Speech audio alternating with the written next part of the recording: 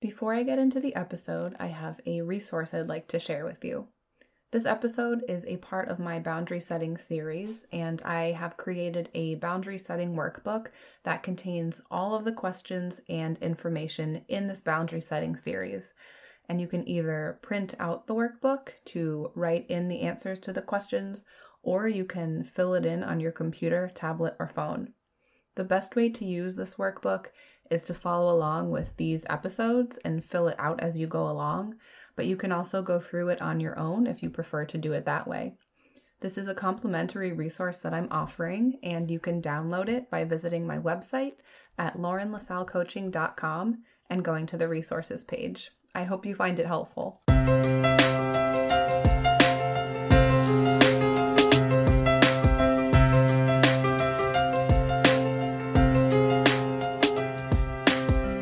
Welcome to the Highly Sensitive Podcast. I'm Lauren LaSalle, and I'm a licensed therapist, highly sensitive person, and HSP coach.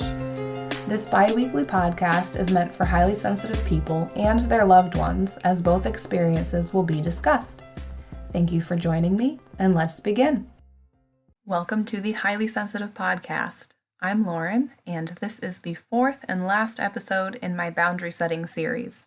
The first 3 episodes are Episode 7, 4 Common Barriers to Setting Boundaries for HSPs, Episode 9, How to Identify Your Needs as an HSP, and Episode 12, Communicating Needs and Coping with Feelings of Guilt for HSPs.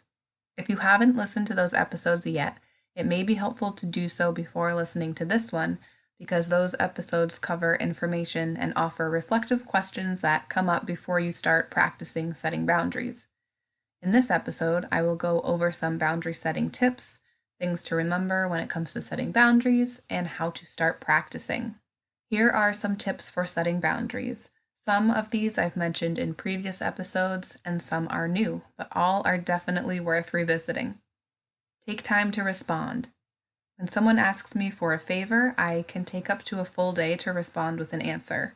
This gives me space to take stock of the capacity I may or may not have to do this favor, process the feelings I have around it, and determine whether I actually want to do it or I just think I should do it. Make a list of pros and cons to help you decide whether you want to or can commit to what is being asked of you. Notice how your body is physically feeling, because these signs can tell you if a boundary needs to be set. Some physical signs might be faster heartbeat, an upset or sinking stomach, feeling irritated or anxious. So check in with your body before you respond, and listen to your gut. Be aware of what your limits are and if you are realistically able to follow through with what someone is asking of you. For example, if you feel as though you have enough on your plate at work and you know that you will feel stressed or overwhelmed if more is added, communicate this to your boss if they ask you to take on more. Know what your values are. Like if family is very important to you, this will influence what boundaries you will want to set, such as how late you will stay at work. Be aware of your needs. What do you want, and what makes you happy? Acknowledge the benefit of setting the boundary. What might happen if I don't set this boundary? How might I respond to and interact with others if the boundary is not set? Maybe I would feel more irritable, resentful, unable to participate in a conversation, etc. Be direct when responding to someone asking something of you. Don't say maybe. And like I mentioned before, it's okay to take time to think about if you really can and want to say yes. If you say no, you don't have to give a reason if you don't want to. Let me repeat that one again. You don't have to give a reason if you don't want to. I think we often feel obligated to let other people know why we are declining what is being asked, because then it lets them know that we have a valid reason for declining. But if you don't want to share that reason, then don't. If it's too difficult to say no to something in person, you can always respond via text, email, or phone if one of those feels more comfortable to you. Here are some important things to remember. Other people's needs are important, but not more important than your own. You are not responsible for other people's feelings. It's not your fault if other people feel disappointed. It's okay if people are disappointed when you set a boundary. They often just need time to process it. Remember to practice self-compassion. Not acknowledging and tending to your needs can sometimes feel okay in the moment, but can build resentment, anger, or anxiety over time. Feelings of anxiety, guilt, etc. are an automatic response based on your past experiences and or how you are feeling. Guilty, anxious, not wanting to disappoint others, due to your caring, empathetic nature. This cannot change overnight and takes time and practice. So keep practicing acknowledging your needs and setting boundaries to gather new, different, more positive experiences to help you gain the experience and confidence in this skill. Now that we've covered all of this information about setting boundaries, you may be wondering how to implement this knowledge and start actually setting boundaries. So you might want to start setting small boundaries with yourself, such as maybe deciding not to respond to someone's text right away, but instead waiting until another time that's more convenient to you, so maybe your lunch break.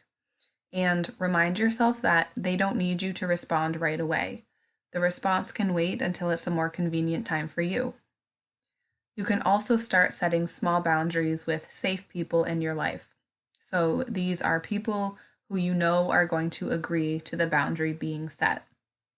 And this is important to do in order to accumulate positive boundary setting experiences before you start setting them with other people in your life.